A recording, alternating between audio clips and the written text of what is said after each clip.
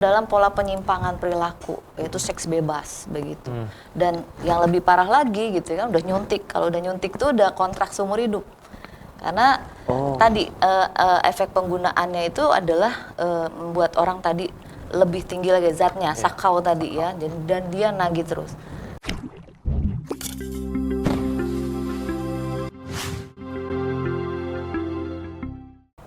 Assalamualaikum warahmatullahi wabarakatuh. Sahabat komunikasi, hadir kembali di Social Horizon yang kali ini kita bakal bahas podcast spesial tentang anak muda nih. Siapa yang sini masih anak muda? Nah, pada kali ini kita akan membahas topik yang cukup relate di kalangan kita semua, apalagi generasi muda, yaitu self healing kok malah nyakitin. Cari aman biar nggak kecanduan. Pada kali ini, kami menggunakan narasumber yang luar biasa keren. Salah satu dosen FISIP UHAMKA, itu dia. Dan ini dia, Ibunda Dr. Nurlina Rahma, SPD MSI. Selamat apa nih Bu? Pagi itu siang? Ini siang kayaknya. Siang ya? Iya, siang. Sehat, Bu? Fadli? Alhamdulillah. Fadli gimana? Lagi sedikit ini. Biasalah ya. Apa tuh? Aing tenggorokan. Oke. Gimana nih? Alhamdulillah semester 6 yang luar biasa. Dan besok akan bertemu dengan Ibu Lida dalam membahas judul baru. Kita tapi nggak bahas soal itu ya? Enggak dong, kita bakal bahas yang lebih spesifik ke Ibu nih. Iya, gimana? Nih, kan kita kan selain di sini kan kita mah udah akrab banget Ibu di luar bahas soal ini nih. Jangan so akrab lu. Jangan. Oke. So, gimana? Ada masalah apa ini? Masalah healing nih Bu, cari aman biar nggak kecanduan. Dari kata kecanduannya aja udah pasti merancu ke hal-hal yang kayak kurang bagus. Penyimpangan ya. Nah, kita kan sebagai anak muda nih Bu, pasti apalagi kalau Gen Z sekarang kan apa-apa stres. Kan apa-apa stres, harus dibawa healing segala macam. Dan seneng lagi kalau ngomong gue stres nih gitu ya. Seneng ya. Bikin status gitu ya Bu ya. Oh. Gitu. Kalau misalkan nih Ibu lihat nih, generasi muda tuh lembek gak sih zaman sekarang Bu? Dibanding zaman Ibu yang dulu nih. Kan Zaman dulu kesannya gue tua banget gitu. Kalau zaman dulu kan nggak ada tuh yang kayak istilah-istilah zaman sekarang kan, kayak healing segala macam. Kalau zaman sekarang kan kalau mahasiswa Ibu nih, stres dikit aja healing. Kesini kesana malah ujung-ujungnya bikin status galau gitu tuh Bu. Kayak gimana Bu? Sebelumnya terima kasih ya udah diundang di sini ya. Sama-sama. Sebenarnya sharing aja ya pengalaman. Kita kan beda jauh nih ya, beda jauh generasi. Katanya generasi Z sekarang ini katanya gampang banget ngeluh gitu ya, gampang banget bentar-bentar tadi ya healing gitu ya. Healing. Dengan alasan katanya ya banyak masalah gitu kan. Terus pelariannya adalah ya tadi macam-macam gitu ya. Sebenarnya ya usia muda ya. Usia muda itu masa transisi ya. Dari mulai anak-anak ke remaja menuju dewasa. Nah itu sebenarnya masa penyesuaian ya, dimana ketika masa peralihan masa itu dia menghadapi masalah-masalah yang mungkin tidak bisa mencari solusinya secara sendiri gitu ya. Tetapi kondisi masalah ini membuat si yang punya masalah merasa dunianya akan hancur gitu ya, gitu. Dan dia memiliki masalah yang mungkin di antara teman-temannya dia yang paling berat gitu. Padahal gitu ya, masih ada yang lebih berat lagi gitu. Jadi sebenarnya ini masalah manajemen diri ya, manajemen diri. Kalau zaman dulu gimana? Kalau zaman dulu mungkin karena orangnya masih belum modern seperti sekarang ya. Kalau sekarang kan sudah banyak sekali media yang bisa digunakan untuk self healing katanya gitu ya tadi ya. Salah satunya dengan media sosial gitu kan. Terus kemudian banyaknya tempat-tempat untuk kongko nongkrong gitu kan, nongkrong bareng gitu kan, atau ya sekedar jalan gitu kan. Bahkan mungkin ada komunitasnya gitu ya. Kalau dulu lebih kepada sebenarnya ya kumpul-kumpul juga, tapi mungkin auranya beda ya, beda dengan sekarang. Kalau zaman sekarang kan lebih banyak anak muda menyendiri ya Bu. Kalau zaman dulu kan kayak stres ngumpul ke teman-teman yang lain, gue stres nih gitu kan, cerita curhat. Kalau sekarang kan menyendiri di kamar, upload sosmed gitu kan, dia malah mengadu ke sosial media, dia membuat orang tuh tahu gitu dalam kondisi dia kayak gitu kan ya. Kadang lagi nih niatnya pengen healing gitu kan, kadang niatnya pengen healing, berpaling dari masalah dia, tapi malah terjebak dengan perilaku yang merugikan diri dia sendiri gitu Bu. Kayak misalkan nih dia mulai anak-anak muda kan banyak yang kepo ya Bu.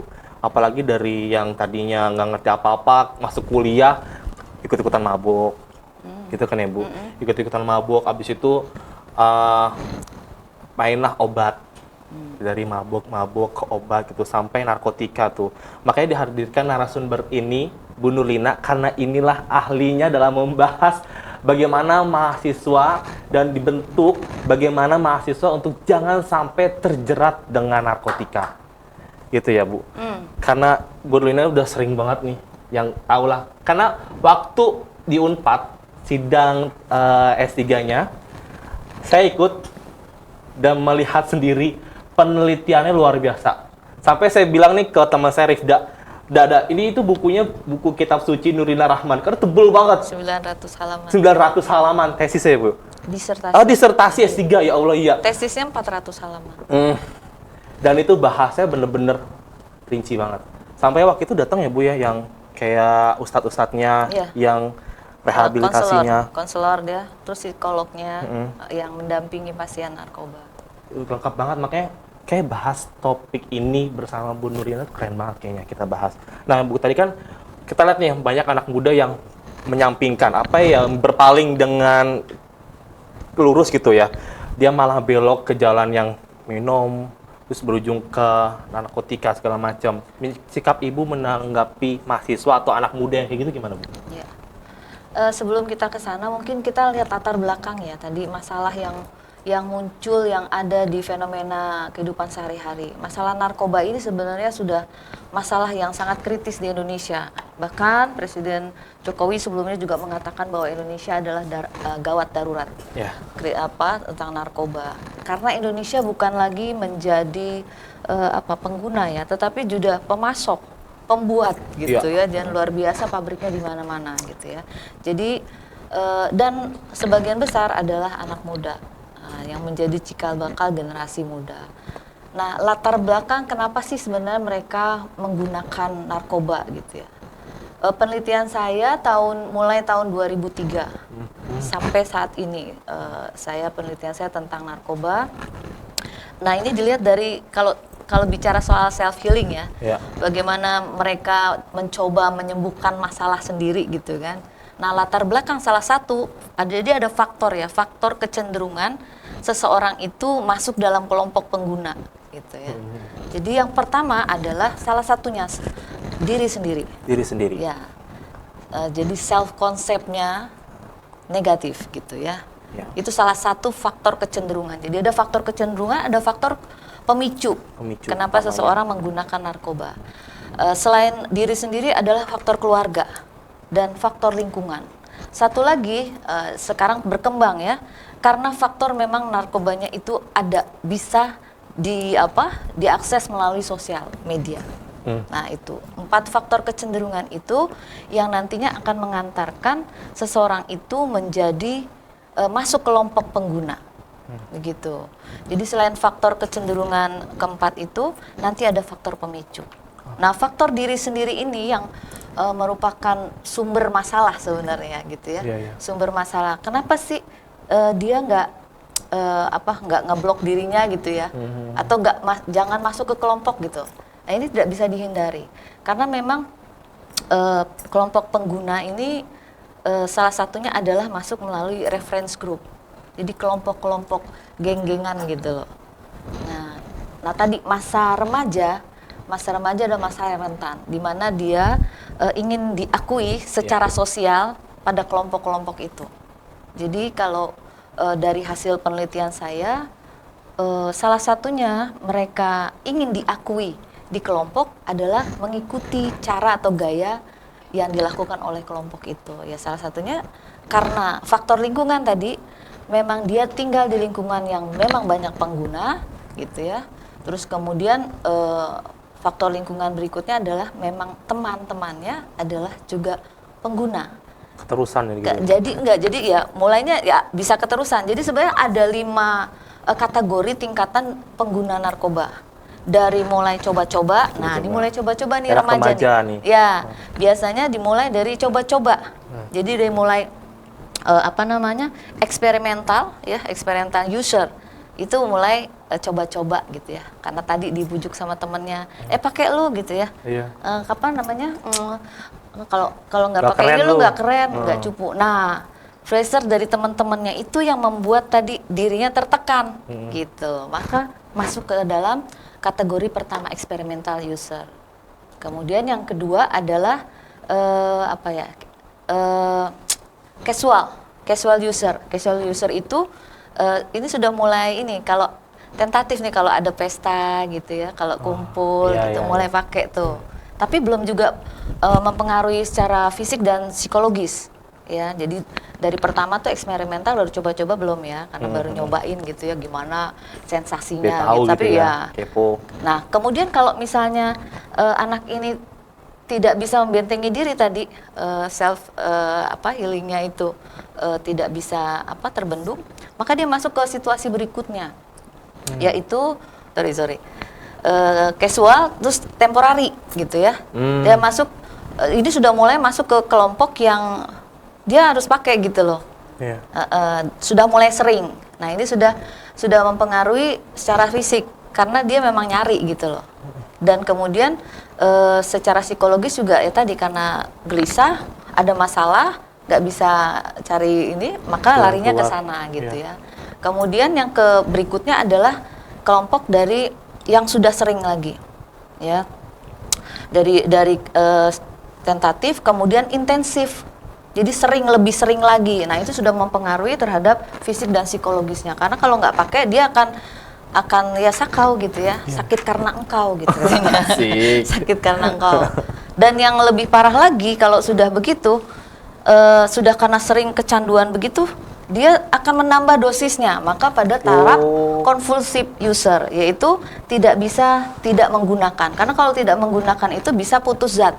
Kalau putus zat itu sakitnya katanya sakaunya tuh lebih dari itu. Kayak digebukin orang sekampung katanya gitu. Oh, jadi rasa sakit gitu ya, Bu? Sakit, bukan kayak orang penasaran, tapi justru kayak sakit itu ya? Kalau sudah konvulsif itu tadi karena racun di dalam tubuhnya ya, zat adiktif tadi sudah nagih terus. Kayak rokok nggak sih, Bu? Ini dia. Kalau rokok ya, rokok ini kan zat adiktif ya. Kalau nikotin zat nikotin yang mengandung zat adiktif. Jadi zat yang membuat seseorang kecanduan. Nah, ada nggak teman-temannya? Ada ya, mungkin di sini ada ya. Mohon maaf nih sebelumnya karena di Muhammadiyah sudah membuat fatwa bahwa rokok itu haram gitu. Karena itu tadi lebih banyak mudaratnya. Dan hampir semua user dan ex user yang menjadi informan saya dalam penelitian saya mengatakan bahwa pintu gerbang mereka masuk menjadi pengguna narkoba adalah dari rokok. Oh, begitu. Dimulai dari rokok. Dimulai dari rokok. Sebenarnya kan kalau kita pikir kan dia kan awalnya stres nih, Bu. Terus dia malah healing dan malah ngambil jalan itu kan. Kalau misalkan saya nanya nih, kenapa justru dia tuh malah ngambil jalan itu gitu? Karena kan awalnya kan dia stres ya, Bu. Depresi. Bukannya dia membuat hal yang lebih positif untuk menghibur dirinya, dia malah make gitu, Bu. Idealnya sih memang harusnya ke arah positif ya, idealnya. Kan? Nah, lagi-lagi ini tadi faktor kecenderungan seseorang untuk masuk menjadi pengguna adalah faktor diri sendiri, self concept. Nah, di sini dalam penelitian saya dan hasil penelitian saya menunjukkan bahwa hampir semua ya, sebagian besar itu informan saya mengatakan karena self conceptnya sebenarnya self concept itu, konsep diri itu relatif stabil. Tapi tadi yang membuat seseorang berubah adalah faktor lingkungan. Faktor lingkungan ya salah satunya juga keluarga. Nah, karena dari masalah yang muncul misalnya faktor keluarga, dari keluarga yang tidak harmonis. Nah, mungkin anak tersebut ya tidak bisa mencari jalan keluar sehingga mencari pelarian. Nah, karena dia tidak punya teman berdiskusi gitu. Kalau dulu kan tadi ya seperti Fadli bilang, kita ketemu sama teman, kita diskusi, gue punya masalah nih gini, terbuka gitu ya. Terbuka. Kalau gitu sekarang kan lebih asik sendiri dunianya dengan handphone misalnya, dengan dunia maya gitu ya. Jadi nggak punya teman cerita. Teman ceritanya mungkin punya di sosial media, tapi tidak ketemu langsung, tidak jelas. Dan masalahnya tidak selesai di situ. Ketika masalah tidak selesai sampai di situ, maka dia mencari mencari pelarian. Oleh karena itu dia gunakan obat gitu ya, yang bisa menenangkan pikirannya. Dia pikir akan akan mengubah situasinya menjadi lebih baik. Mungkin sesaat bisa ya. Nah, kalau kata kata user gitu ya, kata informan, pada saat dia menggunakan mungkin fly gitu kan. Mungkin dia bisa melupakan masalahnya, tetapi tidak menyelesaikan akar masalahnya gitu. Pada faktor diri sebenarnya yang dalam penelitian saya, kalau konsep dirinya baik, positif, insya Allah tidak akan terpengaruh untuk masuk ke dalam kelompok. Walaupun kita masuk ke dalam komunitas-komunitas atau kelompok-kelompok itu. Contohnya saya gitu ya. Saya berteman dengan anak jalanan, berteman dengan saya juga di entertainment gitu ya, masuk di grup band, grup teater gitu yang memang dekat dengan itu gitu ya. Tetapi ketika saya menyatakan diri saya bahwa rokok, bahwa narkoba itu haram, artinya saya punya pertahanan diri saya di dalam diri saya. Kalau itu tidak boleh, baik secara agama, secara kesehatan itu akan merusak diri gitu, dan dilihat dari efek penggunaannya ya, mungkin pada saat menggunakan setahun 2 tahun tuh nggak berasa ya, enak gitu ya, asik gitu kan, terus gitu kan. Ya terus, tapi justru itu yang nantinya akan menjadikan seseorang itu bisa terganggu neurotransmitternya. Jadi saraf-saraf di otak terganggu, menjadi disconnect, yang menyebabkan menjadi gila. ODGJ gitu. Berarti gila itu. Berarti tahapnya gila juga ya. Panjang. Dari yang dia make, kecanduan, terus dia bisa jadi orang gila gitu ya, Bu? Bisa. Jadi karena tadi penggunaan zat adiktif itu menyebabkan tadi, pertama racun akan menetap di dalam dirinya, racun dalam tubuh gitu ya. Nah, pada saat efek penggunaan narkoba itu, dia kan berperilaku ya di luar kesadarannya gitu ya. Bisa saja ya, makanya kan banyak kejadian ya, orang mabuk itu bisa tabrakan, terus kemudian bisa juga masuk ke dalam kehidupan pergaulan bebas. Nah, gitu ya. Juga ada penggunaan jenis-jenis seperti Inex, ekstasi, itu masuk ke dalam pola penyimpangan perilaku, yaitu seks bebas begitu. Dan yang lebih parah lagi gitu kan, udah nyuntik. Kalau udah nyuntik itu udah kontrak seumur hidup. Karena tadi efek penggunaannya itu adalah membuat orang tadi lebih tinggi lagi zatnya, sakau tadi ya, dan dia nagih terus gitu. Walah. Racun di dalam tubuh itu yang menjalar tadi. Jadi bukan adiktif zatnya saja, tetapi adiktif secara perilaku. Gitu. Makanya kalau tidak menggunakan, dia akan nagih situasi suasana ketika dia fly gitu kan, dia bersama teman-teman. Dan menariknya dalam penelitian saya, ketika seseorang masuk ke dalam kelompok gitu ya. Nah, ini ada gaya komunikasi yang diikuti oleh pengguna pemula gitu. Misalnya pengguna ganja misalnya gitu ya. Tadi kan ajakannya adalah ketika temannya akan masuk ke dalam kelompoknya, pakai lo, nyobain lo, enak gini. Kan ketika pakai kan teman-temannya dia ngelihat teman-temannya pada asik ketawa sendiri gitu ya, ketawa sendiri. Seru gitu ya. Kadang-kadang ngelihat pulpen aja ketawa gitu, kayak ngomong sendiri gitu kan. Cuma kenapa sih gitu ya? Kenapa ya kok pada ketawa gitu? Sementara dia nggak menggunakan. Nah, ketika dia masuk kelompok itu, dia merasa dia aneh sendiri. Jadi merasa aneh, itu juga kadang-kadang menjadi tekanan buat dia gitu. Gue nggak sama, karena dalam pembentukan konsep diri ya, ada konsep diri itu ada 2. Salah satunya adalah referensi grup. Nah, kalau referensi Grup itu adalah pertanyaannya apakah dia sama atau berbeda dengan kelompoknya. Ketika dia masuk dalam kelompok itu, dia melihat dirinya berbeda, maka dia akan tadi coba-coba gitu. Ketika sudah coba-coba dan kemudian ada tekanan dari temannya, lu nggak gaul lo, payah lo, nggak pakai lo gitu. Ya, nah dari situ munculnya. Kalau misalkan ibu lihat nih sakau itu kan kayak gimana sih Bu? Sakau kan kita cuma tahu kan dia ngejerit, teriak-teriak gitu, atau dia meringkih gitu kan. Ya. Sebenarnya yang dirasakan sakau pada saat sakau tuh orang-orang itu kayak gimana Bu? Sakit banget kan? Ya, menurut pengakuan dari informan gitu ya, kalau sudah sakau itu kan nagih barang ya, nagih. Kalau nggak pakai dia sakit badannya kayak digebukin orang sekampung katanya gitu. Sama kalau mungkin ada teman-teman yang biasa ngerokok. Ya. Biasanya kalau habis makan kalau nggak ngerokok kayaknya gimana gitu ya, gitu ya. Kayak tenggleng gitu. Asemnya asem. Nah kayak gitu, asem. Kayak kalau udah kena zat yang amfetamin dan putau dan dan sejenisnya itu akan lebih nagih gitu dan sakitnya sakit banget.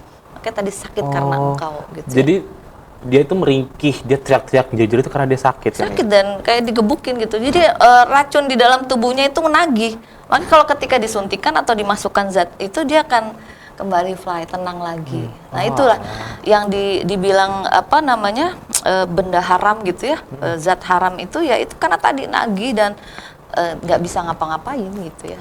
Tapi udah masuk ke tahap ODGJ nggak tuh Bu? Kalau kayak gitu, kan dia teriak-teriak tuh. Kalau tahap ODGJ adalah tadi ketika penggunaannya menahun gitu ya, dan tadi akhirnya perilakunya tidak terkontrol, masuk pada compulsive user tadi, tidak bisa tidak menggunakan, jadi nggak boleh putus zat. Kalau zatnya diputus tadi tidak menggunakan, dia akan terus nagih. Bahkan kalau sudah kompulsif tuh, kalau misalnya dosisnya sudah yang biasa takaran di awal, kalau sudah kompulsif itu bisa ditambah, bahkan bisa sampai OD. Nah, kalau proses menjadi seseorang yang ODGJ karena tadi penumpukan daya hayal. Ketika ketika menggunakan itu kan dia nggak sadar, dia melakukan perilaku-perilaku yang di luar kesadarannya gitu. Bahkan bisa telanjang gitu ya.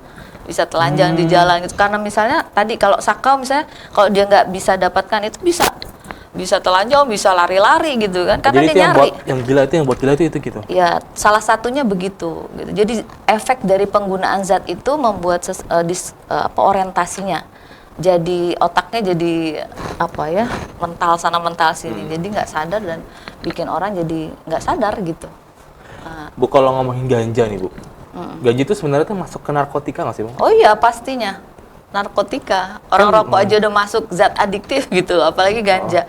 Ganja itu kan juga kalau penggunaannya secara benar ya, untuk medis, oke, mungkin itu ya kaitannya untuk mengurangi rasa sakit dan lain sebagainya.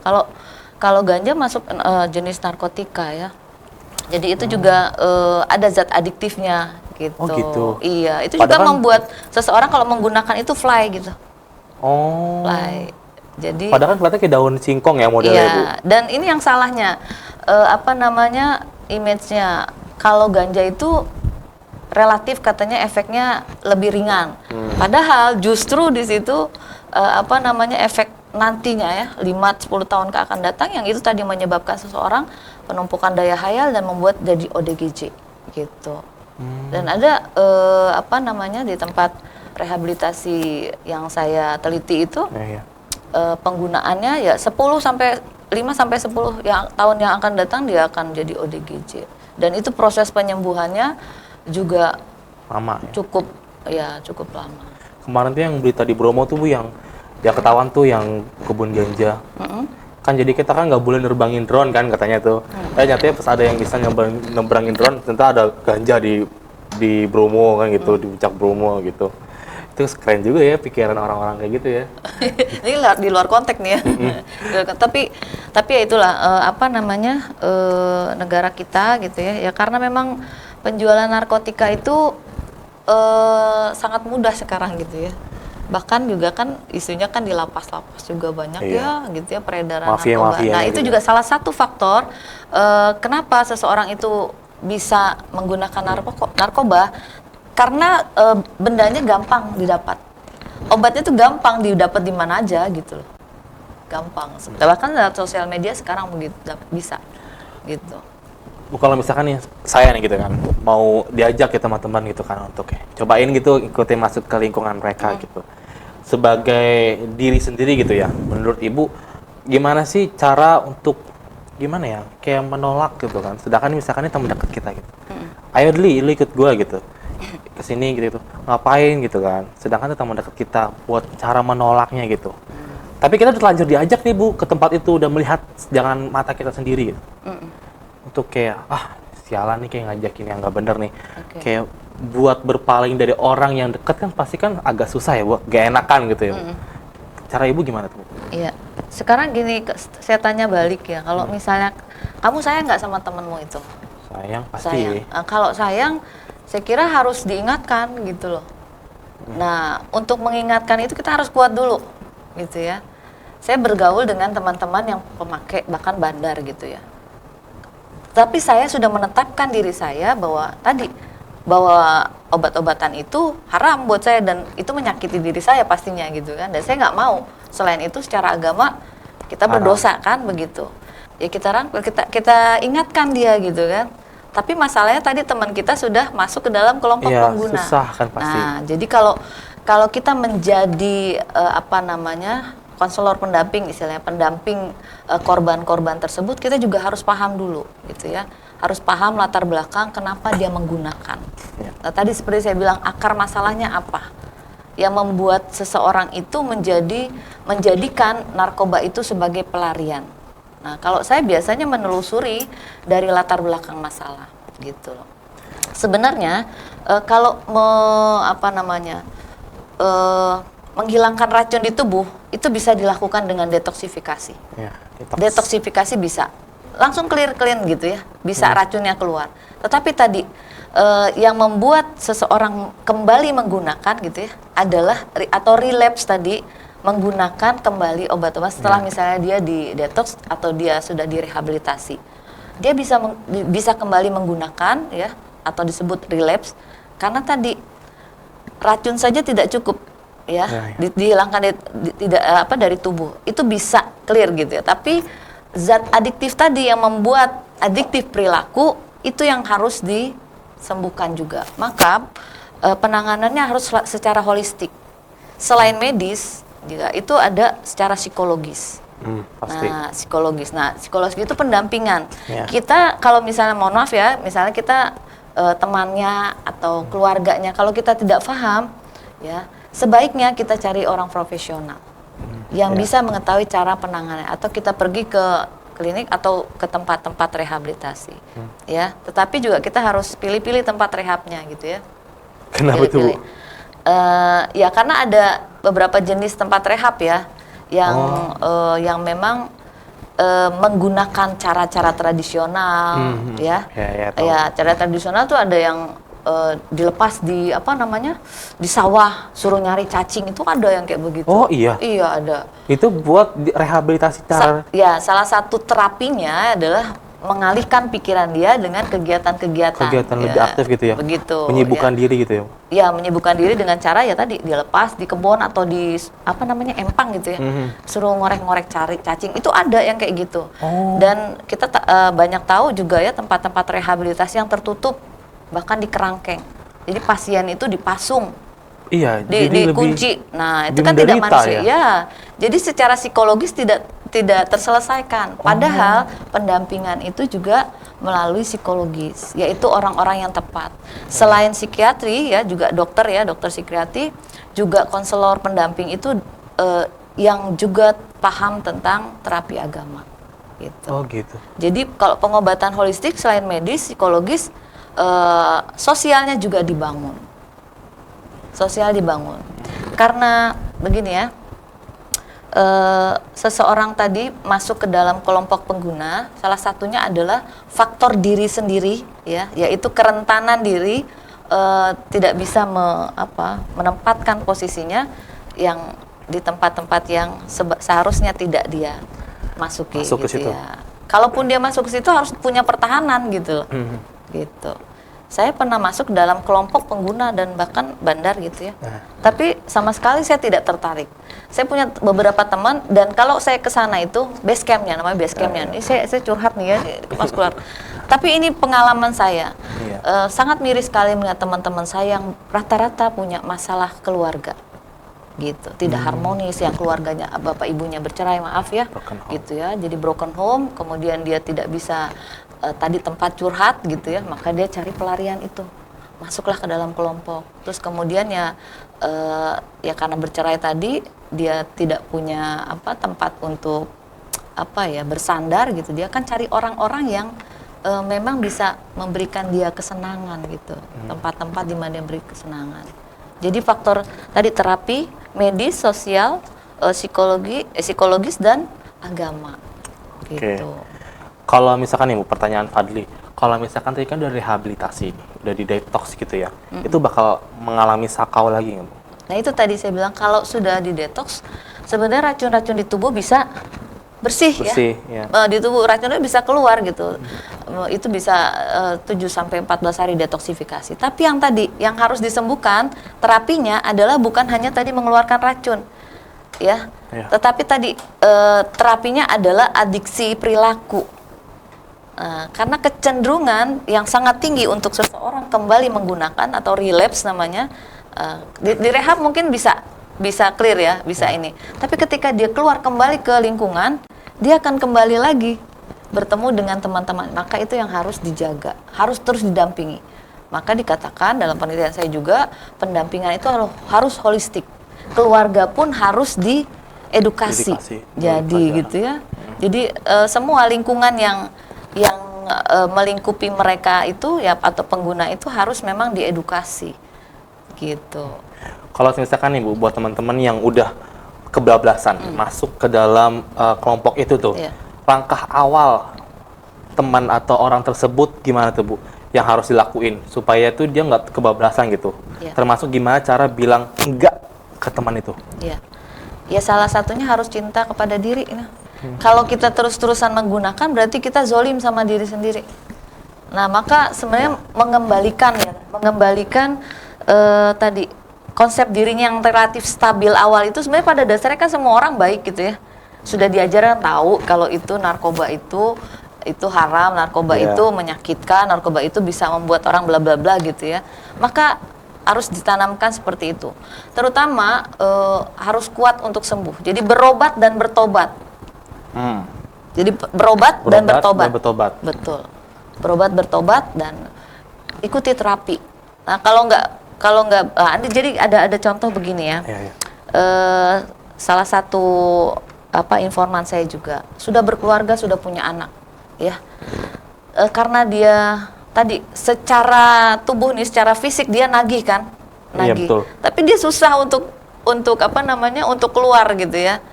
Nah, salah satu caranya juga menghindari tadi kelompok pengguna. Menarik diri gitu ya. Dan menarik dia emang sulit ya. Nah, maka keluarga, faktor kerjasama keluarga itu harus juga sama-sama kuat. Jadi keluarga itu bisa mendampingi. Nah, ketika sakau gimana tuh? Jadi ini studi kasus ya. Ketika dia sakau, dia berendam dalam air bak. Supaya? Saking dia pengen sembuhnya, supaya ya dia nggak nagih barangnya, badannya. Karena salah satu gini ya, ada salah satu ini juga rahasia sebenarnya. Nah, kalau pengguna itu pengguna itu rata-rata kan jarang mandi, kumel gitu ya. Oh gitu. Karena dia takut air. Di sini ada. Ya, jadi cara terapi salah satunya adalah berendam di air, gitu. Jadi itu, tapi beda nggak sih Bu sama rabies? Kan rabies juga takut air. Beda. Ini kan, ya itu kan karena keracunan juga ya. Ya salah satu terapinya mungkin sama. Kalau soal itu saya kurang jelas ya. Tapi salah satu cara ya informan saya untuk lepas dari narkoba begitu. Jadi dia minta pertolongan sama istri dan anak-anaknya. Kalau papi nanti menunjukkan sakau tadi, tolong bantu. Jadi dimasukkan kamar mandi, dia berendam untuk menghilangkan kesakauannya itu. Oh gitu. Berarti kayak orang kegigit zombie Bu kalau di film itu ya Bu? Iya, pernah digigit zombie ya. Gitu. Bu, terakhir nih Bu, pesan Ibu buat teman-teman semuanya anak muda gimana Bu? Supaya janganlah ikut-ikut kayak gini gitu, ribet gitu. Ya tadi kembalikan kepada diri, karena benteng untuk segala masalah itu adalah diri sendiri. Tidak perlu mencari pelarian ya, berkamuflase atau masuk ke dalam perilaku yang menyimpang. Karena sekali lagi, kalau kita membuat afirmasi diri, nah ini nih afirmasi diri ya, afirmasi diri positif, kita insya Allah akan terbebas dari itu. Harus kuat dalam mengafirmasi positif diri kita. Jadi bertemanlah dengan teman-teman yang membawa energi positif gitu. Kemudian isi hari-hari dengan kegiatan yang positif. Kalau ada pikiran-pikiran yang agak menyimpang gitu ya, kan suka berimajinasi. Ya, ngayal. Lah, mending ambil wudhu dah, lu sholat gitu ya, gitu. Atau ikut kajian-kajian. Gitu. Terus hobi ya, nah itu hobi yang menyenangkan, yang membahagiakan, yang kita sukai aja gitu. Hobi nggak perlu mahal-mahal, nggak usah perlu berkuda gitu kan, nggak perlu. Golf juga nggak perlu ya. Kita yang membuat kita senang apa? Bisa bantu orang, menolong orang, itu kebahagiaan. Gitu. Nanam ya Bu? Iya. Nanam, masak atau dengerin teman lagi kesusahan, pengen denger curhat, itu udah bahagia banget. Iya, jadi kita berasa orang spesial di situ. Iya, buat kita ya pilihan gitu loh. Pilihan buat kita, apakah kita mau mendengarkan atau tidak gitu. Karena ya kalau kita sayang sama teman kita tadi, ya kita bantu dia. Dengan cara apa? Mendengarkan saja sudah membantu. Iya. Apalagi menyelesaikan masalah yang membantu. Iya, begitu. Lebih enak lagi gitu ya. Betul. Keren banget, guys. Obrolan kali ini benar-benar kompleks. Bener kan, ini drill kan, narsum yang keren. Ya jadi kalau kita ngebahas ini tuh kayak Bu Lina nih patokannya gitu. Keren banget Bu Lina, terima kasih banyak udah datang ke podcast Social Horizon. Semoga ilmu yang disebarkan itu menjadi manfaat untuk teman-teman semua, dan juga teman-teman jangan deh kayak gitu ya Bu, bahaya banget. Say no to drug. Yes, jangka panjangnya. Kurangi rokok, bukan kurangi ya, harus putus rokok. Iya, pasti. Iya. Jadi teman-teman kembali ke diri sendiri dan jaga diri, rangkul teman, kembali ke dunia yang sangat seru ini tanpa alkohol, narkoba, dan juga rokok. Saya Muhammad Fadli dan narasumber saya Dr. Nurina Rahma SPDMSI. Sampai jumpa. Assalamualaikum warahmatullahi wabarakatuh. Waalaikumsalam.